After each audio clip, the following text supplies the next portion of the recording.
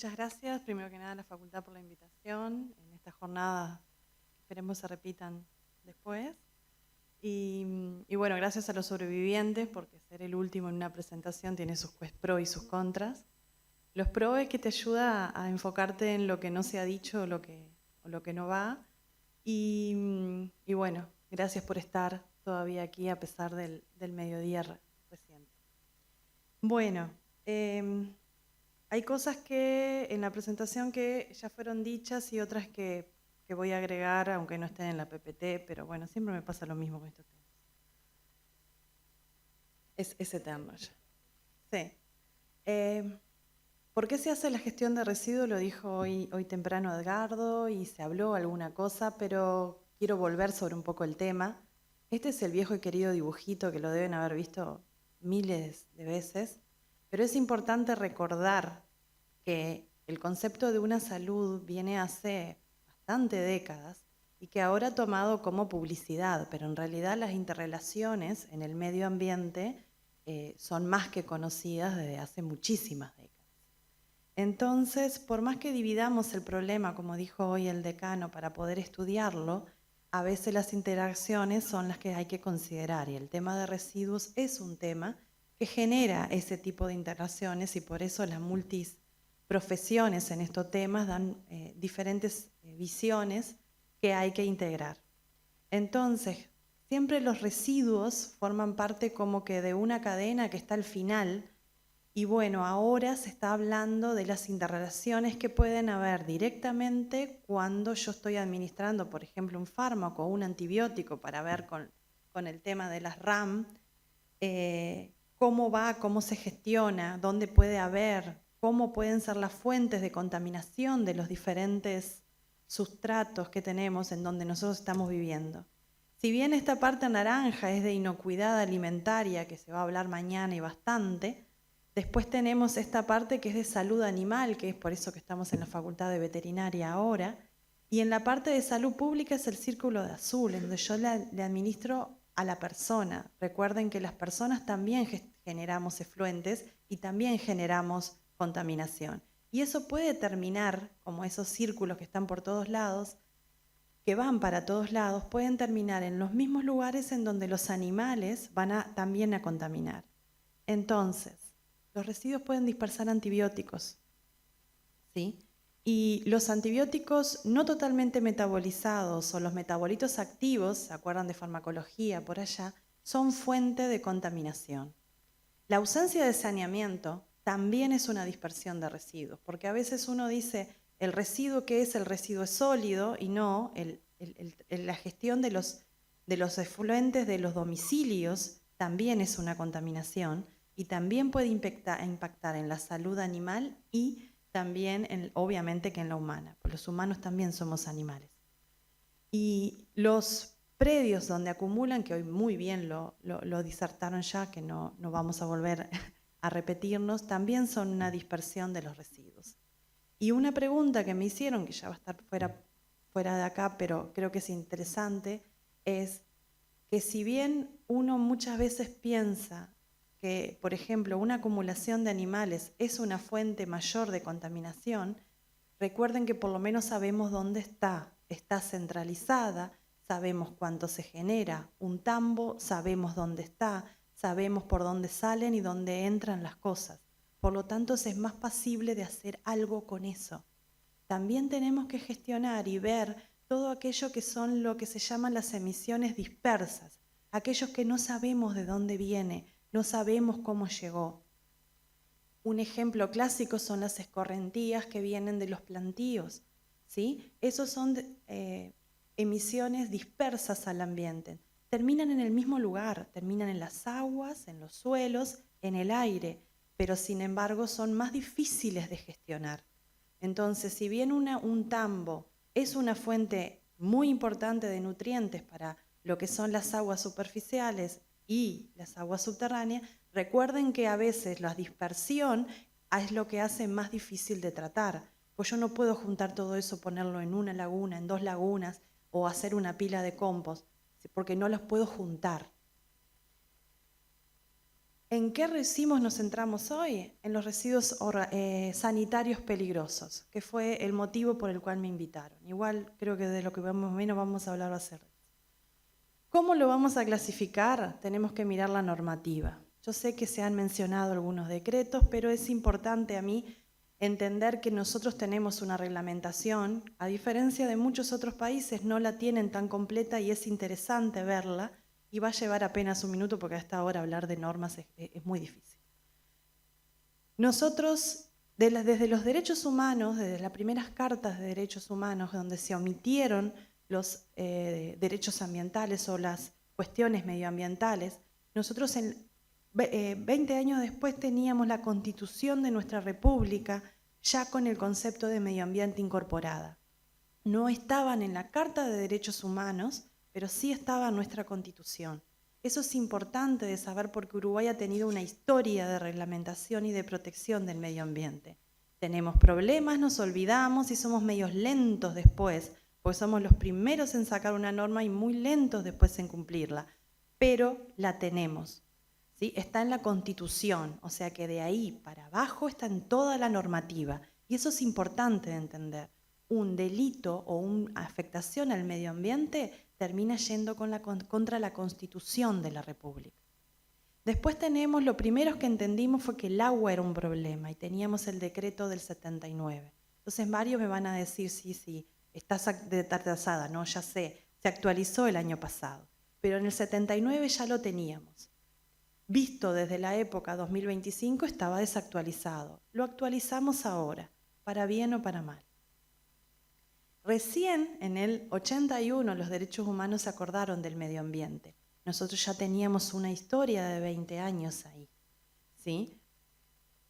Y en el 2000 nosotros reglamentamos la ley de protección del medio ambiente, que es la madre de todos los otros decretos que vienen después. Y en esa norma es importante porque ya están los conceptos de una salud integrados en esa norma, porque un estudio de impacto ambiental engloba la salud humana, la salud animal, engloba los tratamientos de residuos, los efluentes, las afectaciones a la sociedad, lo que son los socios. Entonces, estaba ahí ya en lo que era la ley de protección del medio ambiente. Después bajamos de ahí, bajamos a los decretos más particulares, en donde el que nos compete a mí hoy en esta charla es el 586 del 09 que reglamenta los residuos sanitarios, porque el agua ya lo teníamos y lo siguiente eran los residuos que tienen una peligrosidad biológica. Eso había que reglamentar, decir cuáles son y qué hacer con eso. Después aparece el resto, el residuo sólido, decirme qué es un residuo, que no teníamos la definición hasta eso, o sea, teníamos la ley, teníamos la Constitución, pero no sabíamos qué era un residuo. Había una PTR a la que todos recurríamos, pero en realidad no estaba dicho, ¿quién sos tú? ¿Tú sos un residuo? Bien, ¿eres peligroso o no? Bueno, este decreto, el de 2013, respondió esa pregunta. ¿Quién es un residuo y quién es un residuo peligroso y cuál no? Hasta ese momento no lo teníamos. 2021 apareció el decreto de calidad de aire. ¿Qué hago yo para prevenir la contaminación del aire y que el aire me afecte el resto? Este decreto es más nuevo, entonces ya tiene el concepto de integración y ya lo que habla es de la prevención de la contaminación del aire y de objetivos de calidad ambiental. ¿Qué quiere decir? No es solamente yo tengo una industria, tengo una chimenea que puedo tirar para arriba y que me lo contamine, sino que está bien que tú lo tires porque tienes que tirarlo, porque tenés una chimenea y algo va a salir, pero por lo menos andás disminuyéndolo a lo largo del tiempo y andás viendo que todo lo que tú tenés alrededor también me va a contaminar. Entonces yo quiero que Uruguay tenga una situación actual de calidad de aire y a 50 años, ¿cuál va a ser mi calidad de aire? Es un decreto más, con un concepto más moderno. Y que me perdone Dinasea. En el 2025 se actualizó el decreto de agua como lo viene. En la pantalla están todos los decretos que tenemos que mirar, o por lo menos la mayoría, el 90% de los decretos que tenemos que mirar, para saber qué hacer con alguno de los residuos, con algún residuo. Yo tengo un residuo, miro acá. En alguno está. ¿sí? Entonces voy a encontrar agua, voy a encontrar aire, voy a encontrar sólidos. Entonces, como bien dijo Aldo hoy con Campo Limpio, yo sé que es un residuo, algunos de ellos son residuos peligrosos. Voy a ir a mirar en el 2013, en el decreto 182 del 2013, voy a ver que hay categorías y voy a tener una hermosa tablita que me dice, miren muchachos, esta es la tablita, este es el residuo categoría 1 que es peligroso. Si su residuo cumple con una cierta cantidad de parámetros, por ejemplo, contiene residuos de productos veterinarios o agrícolas, entonces, en más de un cierto nivel, entonces su residuo es peligroso. Tengo un residuo que es resto de paja, no tiene peligrosidad, es residuo categoría 2, no me va a preocupar. Entonces, eso es lo que hace el 2003. Entonces, yo quiero clasificar un residuo, tengo que mirar acá. En alguno de estos va a estar. Básicamente, y a muy manera práctica, hay dos grandes peligrosidades en los residuos. Aquellos que tienen peligrosidad biológica y aquellos que tienen peligrosidad química. Y a veces las dos. ¿Sí? Cuando es a veces las dos, mucha suerte. ¿Sí? Va a estar difícil para gestionarlo. Pero cuando es una u otra, es un poco más sencillo. Y lamentablemente hay muchas cosas que no se pueden reciclar. ¿Sí? No se pueden reciclar y hay que destruir. ¿Sí? Porque no es que algo es reciclable, porque hay un concepto que para los chicos sobre todo es importante de decir, es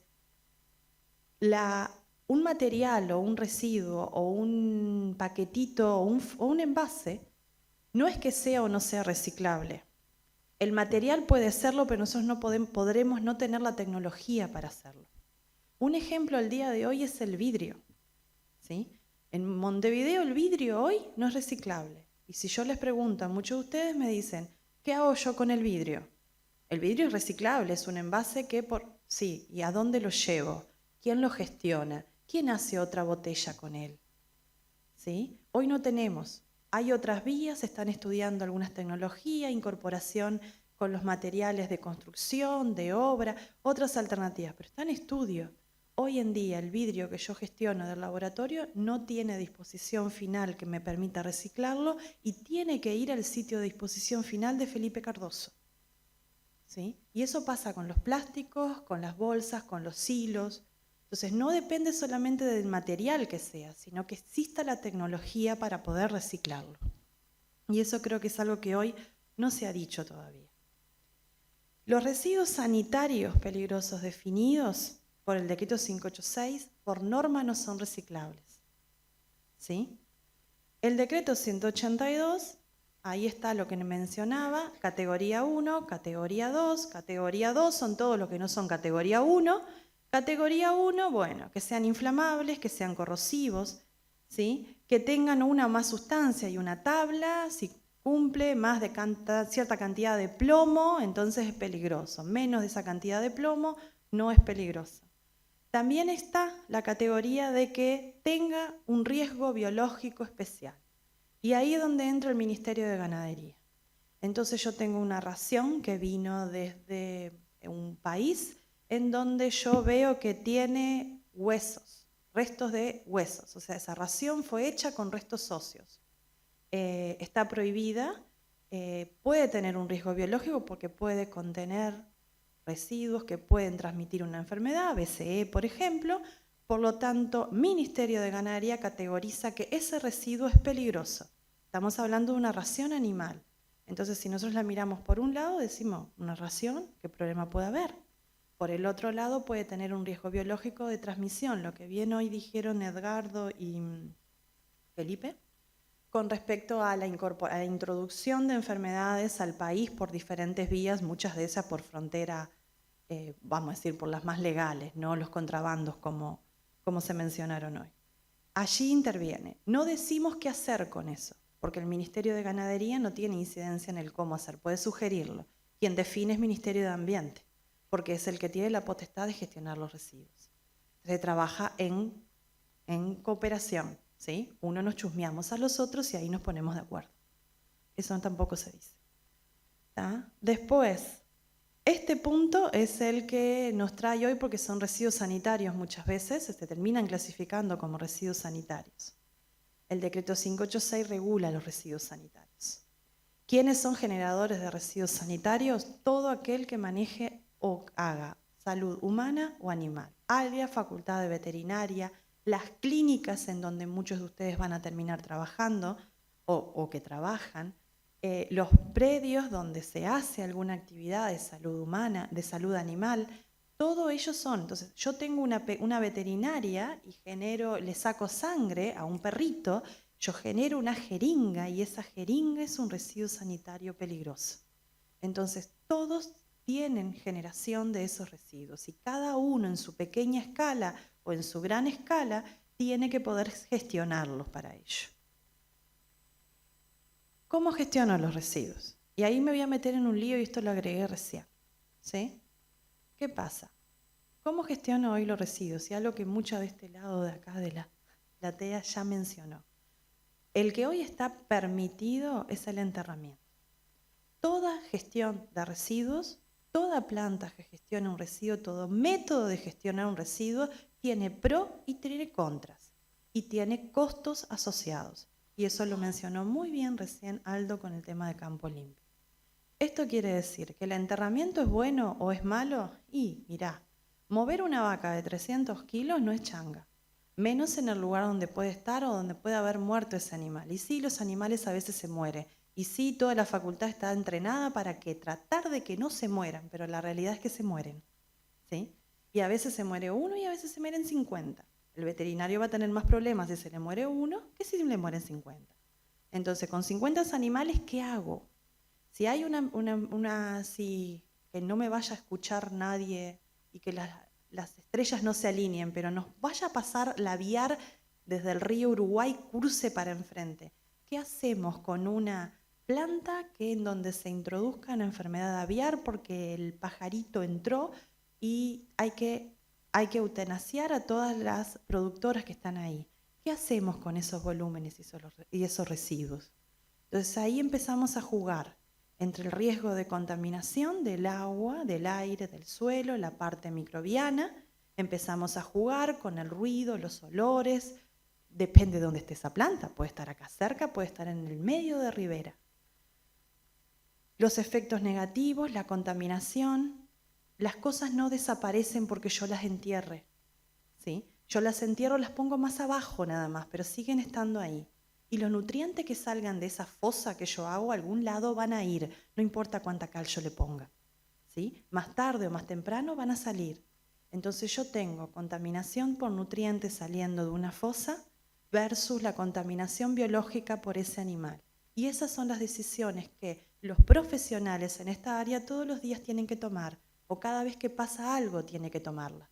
Entonces tengo en una mano riesgo biológico, en otro lado, y dispersión de enfermedades y afectación de los mercados, etc. Y por el otro lado tengo nutrientes que van a migrar por el suelo hacia las aguas y voy a tener después problemas de floraciones por contaminación de las aguas por exceso de nutrientes. ¿Cómo hacer un enterramiento? Tengo todos los manuales de la ex-OIE, ahora OMSA, lo pueden leer. Cómo hacer una fosa, está todo escrito ahí. Hoy nombraron el compostaje de animales. Hoy en día compostaje de animales, entiendo que Dinasea no lo permite. Entiendo que también lo puede hacer alguien. Entiendo que no hay datos suficientes para prohibirlo ni para fomentarlo.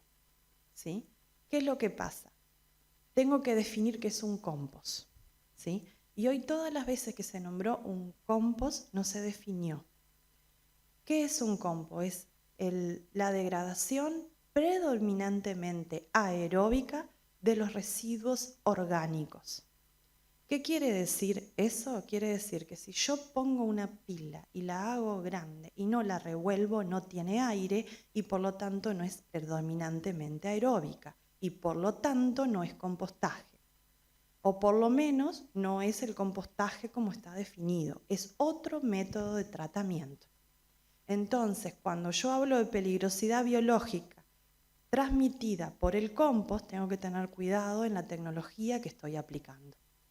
¿Por qué lo nombraron hoy la gente que hace hoy la parte de Pastorini estuvo muy bien dicha. Yo necesito fases en ese compost, fases de temperatura y de calentamiento que me aseguren que toda la pila estuvo a una temperatura por lo menos de 60 grados por 7 días. Es una pila que tiene 2 metros de altura por 2,40, 3 metros de altura por 2,40, imagínensela, y una vaca en el medio, ¿sí?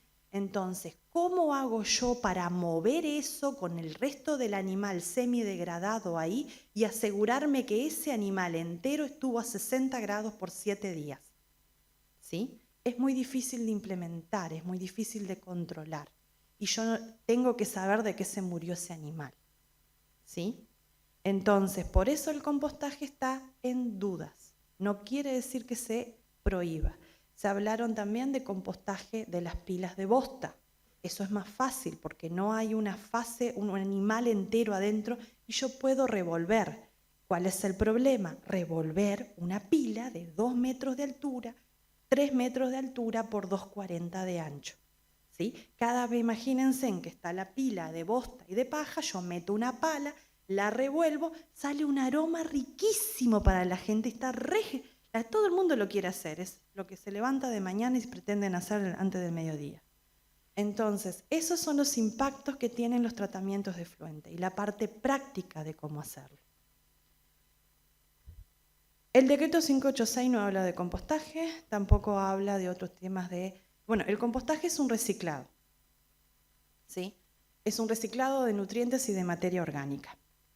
Y vuelvo aquí un poquito. Esa vaca comió, generó tejido. Ahí hay nutrientes, nitrógeno, fósforo, potasio y todo lo que se les pueda ocurrir está en ese animal. Yo ese animal tengo dos opciones. Lo puedo incinerar, como lo vamos a ver en unos minutos, y puedo incinerarlo y esos nutrientes se van a perder, se va a perder en el aire, ¿sí? Sin embargo, si yo lo composto, eso va a quedar ahí, va a formar el humus, ¿sí? Porque al final del proceso de compostaje la materia orgánica se humidifica, ¿sí? Y si eso sucede, entonces yo ese nitrógeno, fósforo y potasio que tenía en la vaca, ahora lo voy a tener en el compost y lo puedo devolver al suelo. La vaca comió pasto y granos, por tanto lo sacó del suelo. Yo saco los nutrientes del suelo, la vaca los contiene, los composto, los devuelvo al suelo.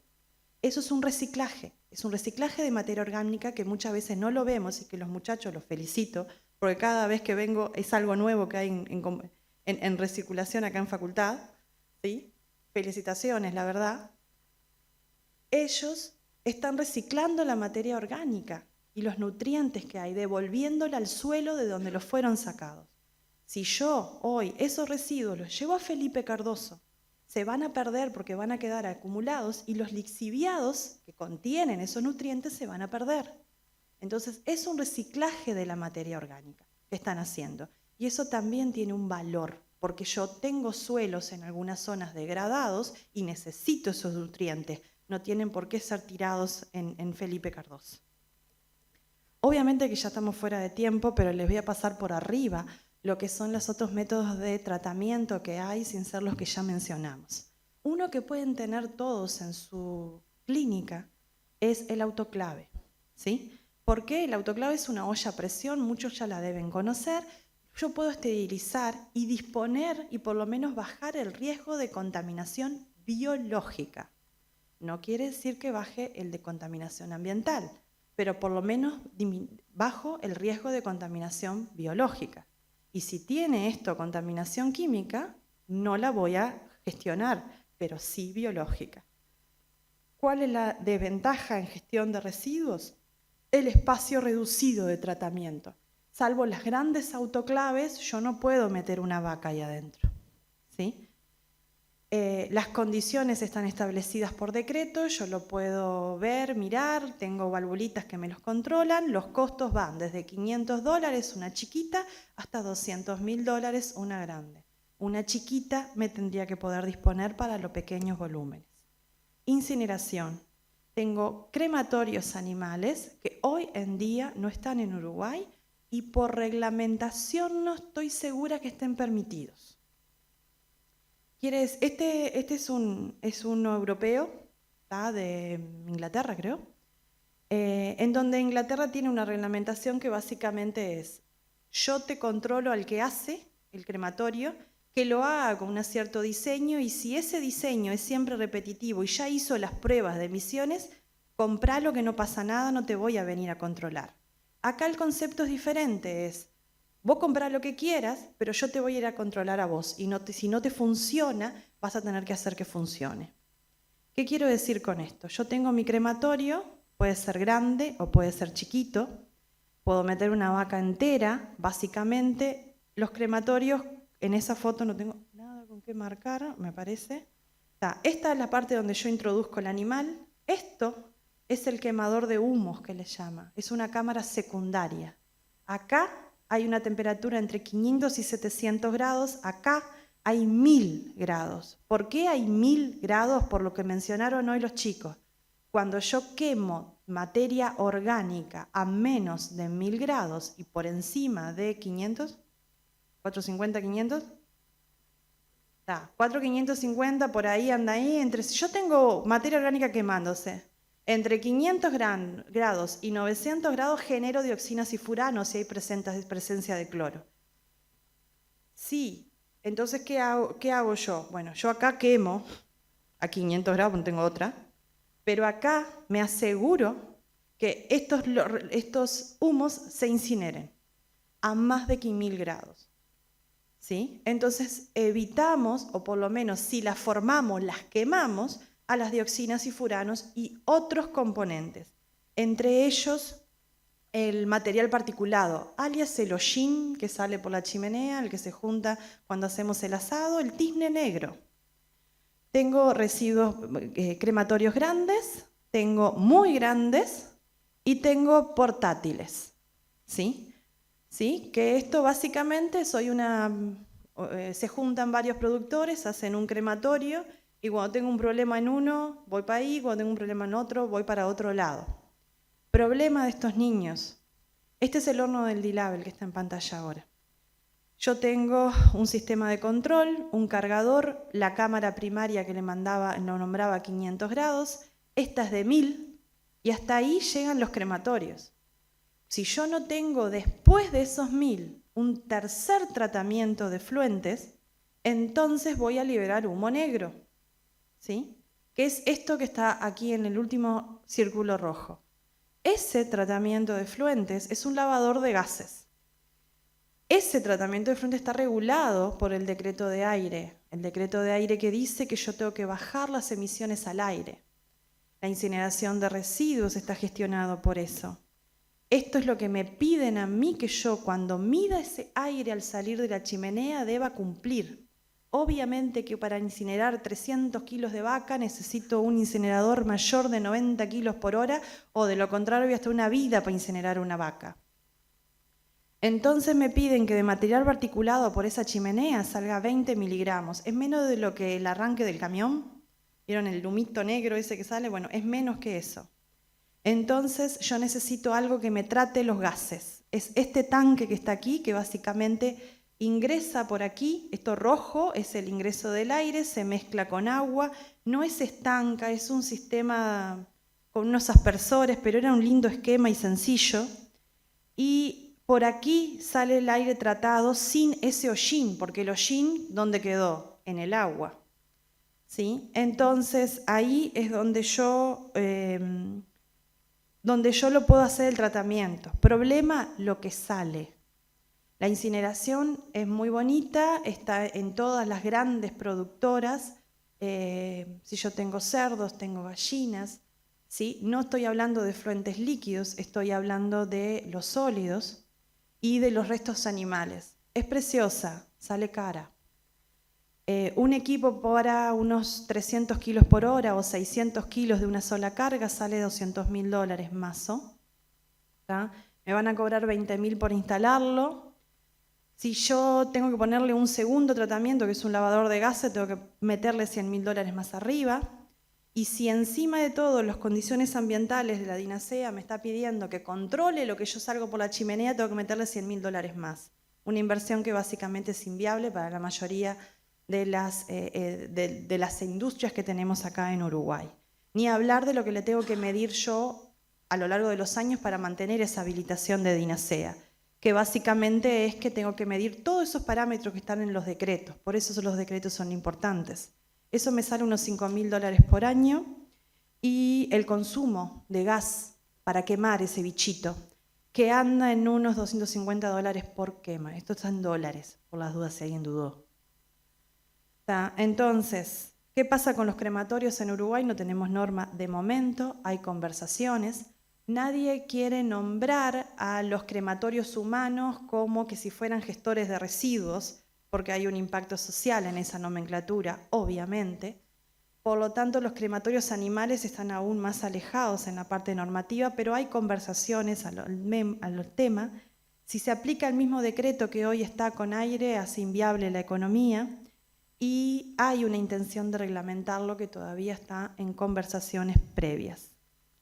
Conclusiones, para poder irnos, es que los residuos dependen enteramente de la gestión, de la peligrosidad y su volumen. Entonces, ninguna tecnología es la solución, ¿sí? Hay una combinación. Vamos a precisar la laguna, la primaria, la secundaria, vamos a precisar las pilas de compost de bosta, vamos a precisar los incineradores, vamos a precisar la dispersión de los lodos en suelo, vamos a precisar alguna otra que se me haya olvidado, de las que ya se nombraron acá.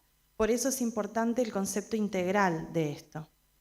El peso y el tamaño del residuo es lo que hace a la tecnología, a seleccionarla y por ende a controlarla. No es lo mismo que yo tenga que gestionar los residuos que yo pueda sacar porque quiero recuperar, por ejemplo, el bisturí y las placas donde yo hice alguna operación en una clínica y yo uso una pequeña autoclave que lo que es disponer de 400 kilos en una vaca, si es lo que andan pesando, o un caballo.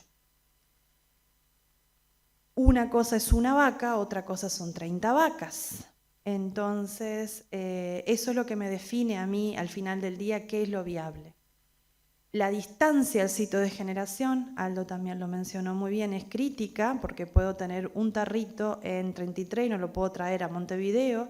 Tampoco puedo andar moviendo esos animales de un lado al otro porque voy a dispersar la enfermedad en vez de controlarla.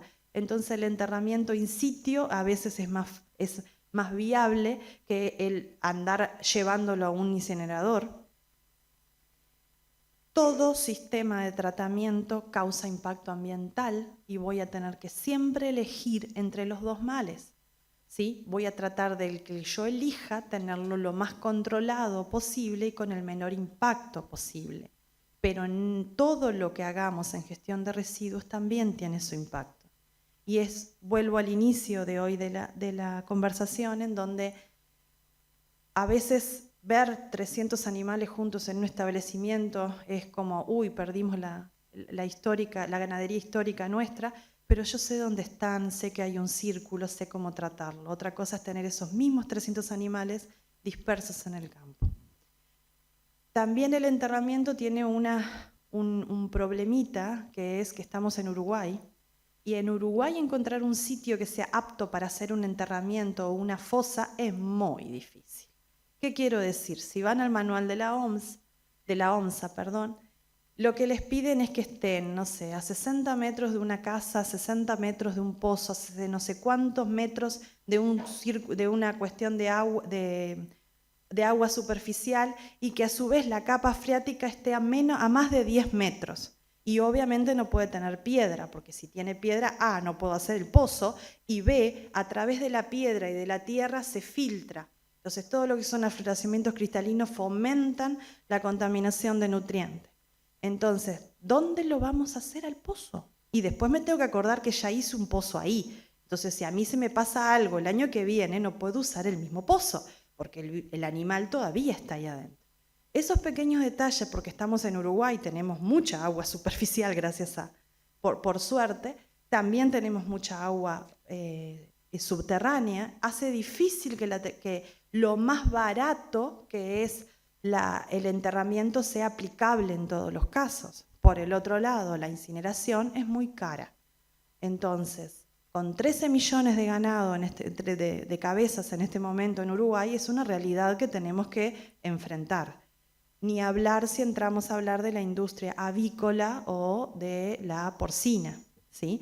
En donde la acumulación de animales en un sitio es aún mayor, ¿sí? Que lo que es el campo, que básicamente es parecido a lo que hoy son los campos de cría intensiva. Bueno, me repasé de tiempo, así que bueno, muchas gracias por estar y no irse.